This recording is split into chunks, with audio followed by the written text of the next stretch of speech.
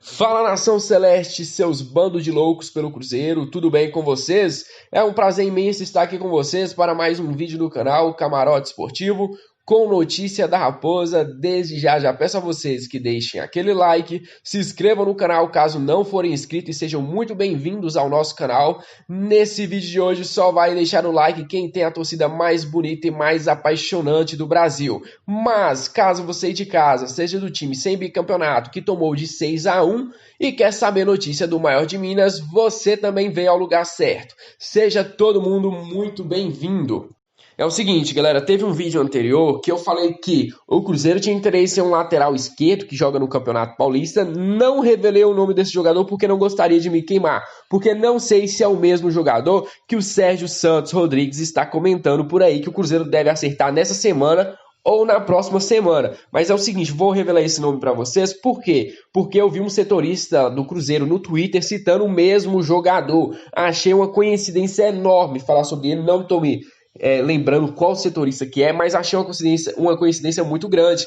Estou falando do lateral esquerdo Matheus Bidu, de 21 anos, lateral esquerdo promissor do Guarani, lá de São Paulo. É o seguinte, o setorista da Rádio Bandeirantes, da TV Bandeirantes, Ulisses Costas, revelou que tanto o Cruzeiro quanto o Santos têm interesse em contar com esse lateral esquerdo, mas o maior problema é a multa rescisória do contrato do jogador, que gira em torno de 8 milhões de reais. E nem o Cruzeiro nem o Santos quer pagar, mas que o Santos pretende desdobrar o time de Guarani e oferecer uma quantia sim, porque quer contar com esse jogador. O treinador português lá do Santos gosta muito desse jogador, e se me perguntarem, gosta desse jogador? Eu adoro. Esse jogador tem um bom apoio, bate bem na bola e joga na linha do meio também. Olho nele, galera, ele vai jogar em só clube grande daqui a um tempo. É um excelente jogador, o cara bate falta, o cara, ele me lembra muito o estilo do Diogo Barbosa. Já assisti jogos do Matheus Bidu, de 21 anos, é excelente lateral. Se ele viesse hoje para o Cruzeiro, vocês me perguntam, quem é mais promissor desse reforço que o Cruzeiro trouxe? O Claudinho, o Gui Mendes ou o Matheus Bidu? Eu falarei o Matheus Bidu, acho um excelente lateral. Se tiver oportunidade, vira titular do Cruzeiro em questão de tempo. Excelente. Uma pena que 8 milhões de reais por essa multa. Se for esse dinheiro, ele não vai vir para o Cruzeiro.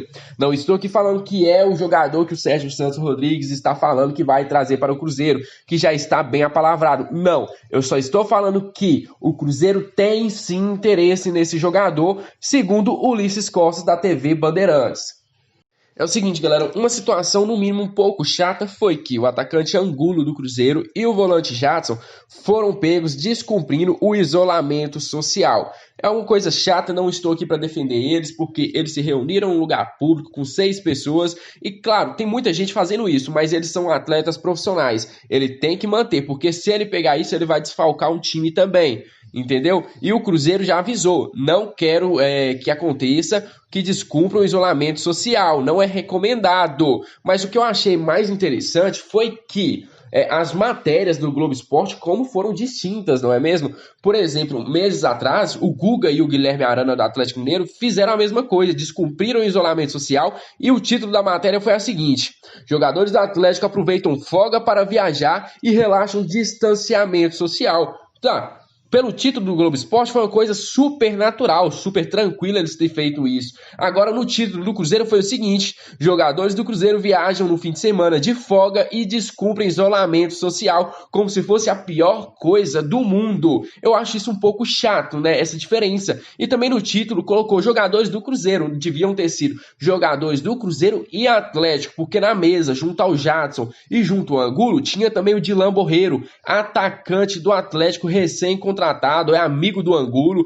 Ele não citou isso no título, porque falou apenas jogadores do Cruzeiro. Aí você vê como o Cruzeiro tem uma mídia muito mais forte. Quando acontece do lado de lá, super natural. Quando acontece do lado de cá, é um absurdo isso acontecer. O Globoesporte.com também, que entrou em contrato com a diretoria da Raposa, que pontuou que segue o protocolo rígido para cuidar dos atletas e que as orientações devem prevalecer em ambiente familiar. E também caso haja necessidade de viagens. É o seguinte, sobre esses negócios, eles estão totalmente certos. É um risco. Porque até em algumas imagens mostram o jogador Jadson sem máscara no meio de todo mundo, e isso é um caso mais sério. Tem que se preocupar mais com a própria saúde. Uma notícia muito boa, galera, porque mostra o novo Cruzeiro que está sendo construído. Um Cruzeiro que investe em seus jogadores da base. Estou falando que neste domingo, dia 12, de acordo com o site Super Sport, o clube anunciou o reintegramento de Paulo ao time principal, que foi anteriormente, vale lembrar que esse zagueiro havia sido devolvido à equipe sub-20 e monitorado pelo Enderson Moreira.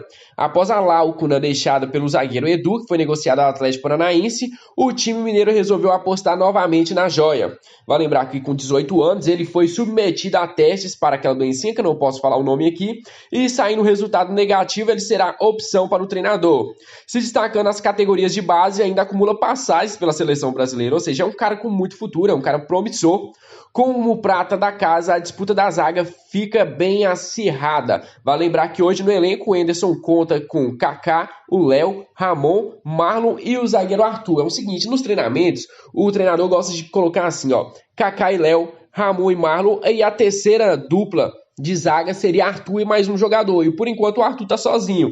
Então o Arthur agora terá um parceiro para os seus treinos. Espero que esses jogadores da base tenham bastante oportunidade. Arthur e Paulo, terceira zaga dos treinamentos do Cruzeiro por enquanto. Gosto muito desse novo Cruzeiro, é um Cruzeiro que recentemente revelou Riquelme, recentemente subiu o Riquelme, subiu o Stênio e também subiu agora o zagueiro Paulo. Gosto desse novo Cruzeiro, me agrada muito, porque a base pode ser um investimento muito grande. Por exemplo, vamos supor, o Cruzeiro vende Kaká por 5 milhões de euros, vende o Jadson por 5 milhões de euros, vende o Maurício por 5 milhões de euros, vende o Arthur por 5 milhões de euros, só isso aí já paga uma quantia enorme do Cruzeiro. Se o Cruzeiro vendesse 5 jogadores da base por um bom preço, jogadores que vêm jogando, o Cruzeiro se livra de uma dívida muito grande.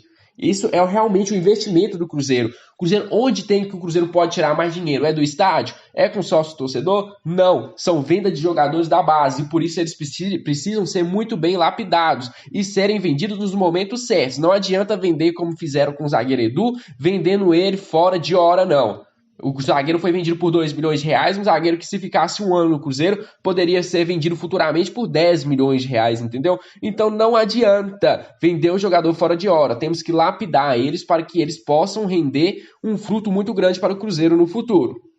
É, galera, aquela tão falada caçada implacável do nosso presidente Sérgio Santos Rodrigues realmente começou. Primeiramente, o Cruzeiro conseguiu o bloqueio de 6,8 milhões do Wagner Pires de Sá e agora em ação na justiça, o Cruzeiro também acusou o Itaí Machado de ter empresa para desviar e ter vantagens ilícitas do clube. O ex-vice-presidente também se defendeu. Vou até comentar a defesa dele aqui no finalzinho dessa reportagem.